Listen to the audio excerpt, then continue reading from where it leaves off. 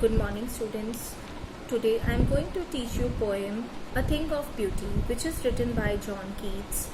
John Keats was a romantic poet, and in this poem he has described about those things which are beautiful, and their beauty lasts forever and provides us peace. So let me start the poem. A thing of beauty is a joy forever. Its loveliness increases, it will never passes into nothingness, but will keep a bower quiet for us, and a sleep full of sweet dreams and health and quiet breathing. So, here in this poem, the poet says that a thing of beauty is a joy forever. It never passes into nothingness. Its loveliness increases day after day as we watch it. So what the poet says that beautiful things they gives us pleasure. They never passes into nothingness, and as we watch them their beauty increases and their loveliness provides us pleasure. So therefore on every morrow we are wreathing a flowery band to bind us to the earth, spite of despondence of the inhuman dearth of noble natures, of the gloomy days, of all the unhealthy and o'er darkened ways, made for our searching. Yes, in spite of all, some shape of beauty moves away the pall from our dark spirit. Such the sun, the moon, trees old and young, sprouting a shady boon for simple sheep, and such are daffodils with the green world they live in, and clear rills that for themselves a cooling covert make against the hot season. The mid forest break, rich with sprinkling of fair musk rose blooms. And so too is the grandeur of the dooms we have imagined for the mighty dead, all lovely tales that we have heard or read, an endless fountain of immoral drink pouring onto us from heaven's brink. So here the poet says in this poem that a thing of beauty is like quiet bower where we can enjoy a sweet sleep filled with lovely dreams. It can give us health of the body and peace of the mind. So thing of beauty gives us health of the body and peace of mind. It's like a bower. It's like a bower. It's a kind of bower that sends us to a sleep full of dreams. So the poet says that a beautiful thing is a kind of flowery band that binds us to this earth, which is otherwise full of grief and sadness. So this earth, as we know, human beings, happiness and sorrows are a part of life. Human beings, they suffer sorrows, they suffer happiness, they suffer grief. So whenever they are in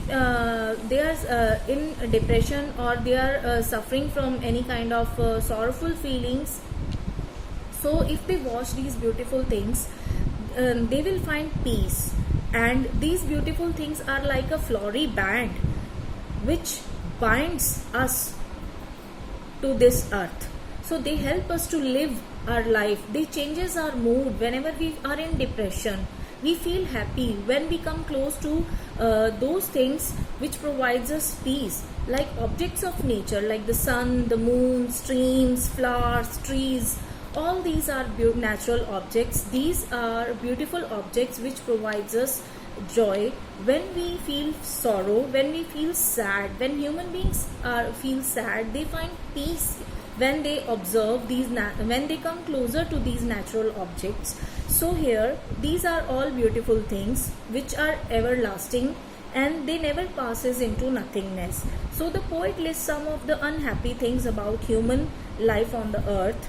Man always remain depressed at heart. There is a kind of great lack of truly noble souls. So here what the poet says that on this earth we lack noble souls.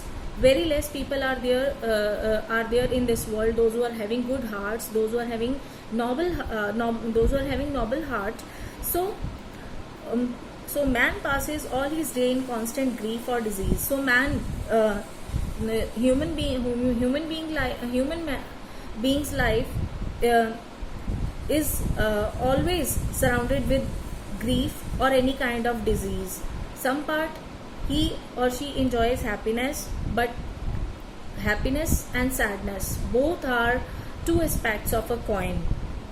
Both these go in hand, and human being, if he is feeling happy, definitely sorrows will also come in his life.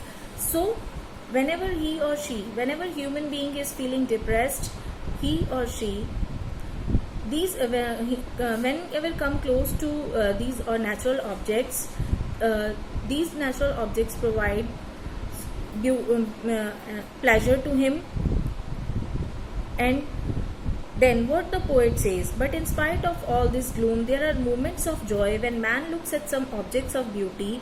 Among the beautiful objects there are the sun, the moon, cooler streams, big and small trees, daffodils and the musk roses. So flowers like daffodil, musk roses, these are also natural objects like moon, sun. We derive joy when we come close to these things. In addition, we derive joy from the hearing or reading of great pieces in literature. So when we read about these natural objects, when we read about great pieces in literature, we find joy, we feel pleasure.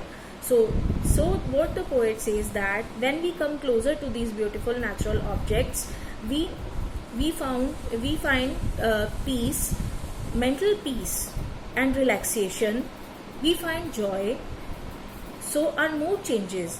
So what at the end the poet says, that the poet calls such beautiful objects an endless fountain of immoral drink, pouring onto us from the heaven spring. So heaven itself is pouring these heaven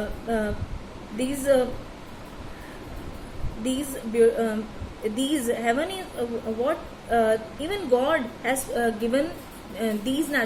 God has given these natural objects, and what we say, that what the poet says, that the poet calls all these beauties an endless fountain. He says that all these beauties are an endless fountain of immoral drink. So these are the form of immoral drink, then that heaven itself is pouring down for us, that we are getting this from heaven only, and heaven itself is pouring down on earth and giving us pleasure. The poet means to say that God himself has created these beautiful objects so that we can find joy. So, if we are suffering from any kind of sorrow or depression, so human beings, when they come closer to these natural objects, when they come closer to these natural objects, they enjoy their life. They feel that their life changes when they come closer to these natural objects. So I hope you all have understood this poem. Thanks and have a nice day.